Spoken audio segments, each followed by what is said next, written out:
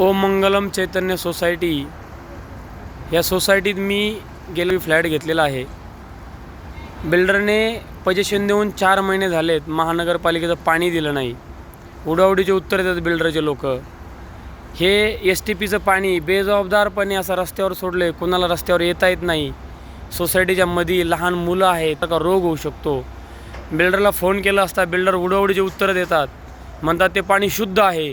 आणि मग शुद्ध पाणी जर रोडवर का सोडले त्याचं उत्तर नाही त्यांच्याकडे. मैला मिश्रित पाणी आहे. अतिशय गचाळ आणि ढसाळपणाचं हे लक्षण आहे.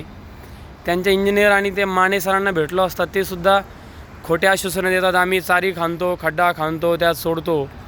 म्हणजे महानगरपालिका एवढी सुसज्ज आहे, एवढी चांगली आहे, वेल प्लॅन सिटी आहे. आणि या सिटीमध्ये पैसे जोरावर हे बिल्डर लोकांच्या जीवाशी खेळत आहेत. त्यांना अतिशय निष्काळजीपणाचं लक्षण आहे. कृपया याच्याकडे लक्ष घालून याच्यावर कारवाई करावी.